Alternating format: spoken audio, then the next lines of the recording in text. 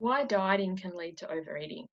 So, for many of us, we've had a lifelong history of dieting. So, we've either been dieting or overeating without anything in between. And I say this because this was my life for 30 years, from my first diet at age 4 to fit in the flower girl dress from my sister's wedding till I was 30. I was usually on a diet that started on Monday. And sometimes I could do it for months and a couple of times even years. But often by Thursday or Friday, I would fall off the wagon spectacularly and then start again the following Monday. And I know I'm not alone with this. And I really want to talk today about how diets can lead to this overeating. Because the thing is, when we're on a diet, we're given a calorie allowance, a macros and micros allowance, a points allowance, however they dress it up. We're given how much that we can eat. Our bodies vary considerably in our energy requirements from day to day. There's so many things that can be added up with this. It can be how much sleep we've had, how much energy we've expended, exercise, all that sort of stuff. For us women, whereabouts we are in our cycle. There's all this different stuff. But also too, if we look back to, say, our caveman days, we wouldn't have had the same amount of food allocated every single day. There would have been some days where we were out foraging and fossicking and going days potentially without food, and other days where we, fell a deer or came across a patch of berries and ate heaps. So it makes sense. And then when you look to young children, I have a 4-year-old and a 6-year-old, and some days my son doesn't eat, like literally hardly anything. And then other days he'll eat so much, I don't know where he puts it. He's 4 and he has hollow legs or something. But I've never insisted that he eat meal, snack, meal, snack, meal, snack. I've never portion sized his stuff. But when we go on a diet, that's exactly what we do. And I have done many diets. And I remember in the past, dieting set me up for good days and bad days. So days that I stuck to my points or my calories, they were my good days. But then there were other days where by 10 o'clock, I'd eaten my entire calorie allowance or my point allowance. And I'd be like, oh no, what's am I going to do? So they'd be like, oh, you could eat celery or you can have clear broth or something like this. But on those days where I was legitimately hungry, it took an incredible amount of willpower not to eat anymore. And the other thing too, when I first started the diet, I was obviously bigger, hence why I was doing the diet. As I dropped the weight, my amount of calories or my amount of points decreased, which makes sense when you think about it from the outside because I physically take up less space. But often I became quite active. Like at one stage when I dropped weight, I became a personal trainer. I was doing 2 to 4 exercise classes per day. That took a lot of energy. And those points allowances based on my weight did not factor in the amount I was expending. Like a spin class, a CrossFit class, that's a lot of calories burned. And when you've done all that exercise and you're only allowed to have broth, it's little wonder I eventually got to the place where I was like, no more, that's it, I'm just going to eat everything. Do you know what I mean? So I found I was either dieting to the letter rigidly, exactly, or no holds barred, just eating everything because I was like, what's the point? And I dropped, like in 2006-7, 43 kilograms. In 2011-12, 60 kilograms.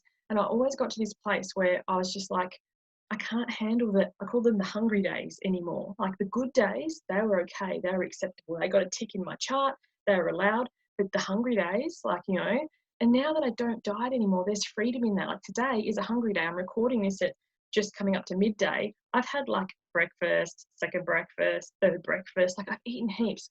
I probably may or may not eat for the rest of the day now and in the evening because I've listened to my body. Nobody knows your body better than you. No diet, no program, no person, because they're not inside you.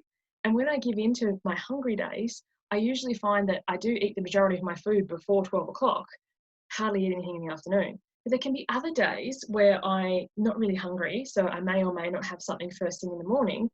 And then it's 2, 4, 6 o'clock. And I was like, oh, I need something. But that's the power of listening to our body. And there's so much fear attached to this. So I remember saying, well, if I listened to my body, I would be bigger than ever. I'd eat all the time. But there's a difference between being bored and not wanting to do something or procrastinating or avoiding. Like I have a bunch of these videos I want to record today. I also want to write a bunch of podcasts, record a bunch of podcasts. But I'm not really feeling it. I don't feel like working, So my go-to is like, oh, what is there to eat? But I know that I'm not physically hungry. I'm looking for a distraction. So I was like, what I plan to record about, I'll get to it, but I'm recording this because this is the front of mind for me. When I am looking for a distraction, when I'm bored, when there's something I don't want to do, eating is my go-to. So that's the thing where you need to learn to tune into your body and go, am I physically hungry? What are the signs of physical hunger for you? Every person is different. For me, it starts with a little niggle like under my sternum. Be like, oh, if I ignore that, it kind of comes out like more into my stomach and I can really feel that like rumbly tummy. Then I can get lightheaded. And if I let it go from there, I get lightheaded, I get shaky, and then I'm just too far gone, hangry. I'll eat anything. Trust me, don't get around me when I'm really hungry. I'm really cranky. Just ask my kids or my mum. But for you, it might be different, you know, and you don't know. So the thing is, it's not to let yourself get to that hangry stage. Just know what are your signals that you're starting to get hungry, and also what are your signals that you're starting to get full. Because some days I'll eat quite a lot, and some days it will only be a couple of bites. The hunger going into it still feels the same, but when I sit and eat consciously, only I can know. So, you know, that I know the feeling of being like, oh, I can't be trusted. But there's the difference between lying to yourself and going, oh yeah, I'm hungry, when really I just don't want to face this, and trusting yourself. And sometimes I'm not saying I don't ever eat when I'm not hungry. I have bad news, I have bad days, I have times where I get upset. But the thing is, I eat it consciously. I'm not eating guilt or shame anymore. I'm eating that going, I just don't want to deal with this, so ice cream's the answer for now. And you come out of it heaps faster. But the thing is, no diet's going to tell that to you. And, you know, it's just a matter of really listening in, tuning in, and trusting self. And I know that it can be hard to overcome years of that diet mentality, dieting, overeating, looking for the right diet, must be the right one out there.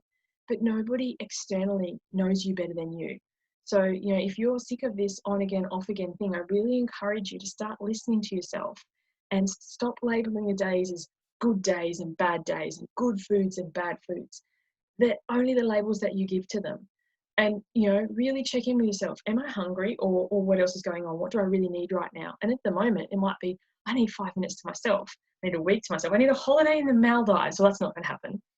But how can I start to give myself that in a small way? Can I go outside and get fresh air? Can I hide out in the bathroom and wash my face? I do that a lot. I love my kids, but, you know, I hide out because I just need some time alone. So really, I really encourage you that, you know, if you've been doing this dieting, overeating thing and you're tired, you can stop. It's okay to stop. It's going to take a little while to find your feet.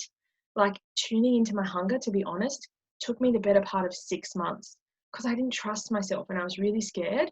And I did gain a little bit of weight first because I was like, I had that freedom. I never had food freedom before. I'd always been like having to follow lists and structures. The day I was like, I don't have to eat anything I don't like ever again, it was amazing. And I'll admit, for about 2 weeks, I pretty much ate cookie dough.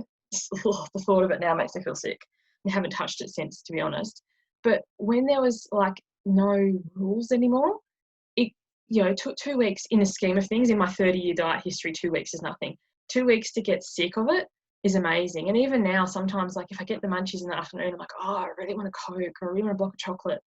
I'm like, do you want to feel greasy? Do you want to feel heavy? Do you, you know, because those things, when you really check in and tune in with your body, they don't make you feel good. And, you know, sometimes you will choose that, but other times you'll be like, no, what I really want is, you know, something else. So if you need help with this, I really encourage you to reach out to me, to somebody else. There's so many people, you know, really, that work in this field. But whatever you decide to do, there is a way out. You don't have to go and jump on the diet bandwagon. The answer is inside you, and finding some help to uncover that is really, really powerful. Hope this has been helpful. I'm Suzanne Culberg. Thank you for watching this. If you're watching this on Facebook, I invite you to like my page. If you're watching it on YouTube, please like, subscribe, hit the little bell so you get notifications. And yeah, come and follow me on my website, www.suzanneculberg.com. Got lots of articles, lots of videos on my YouTube. Yeah, I'd love to be of service. Thank you. Bye.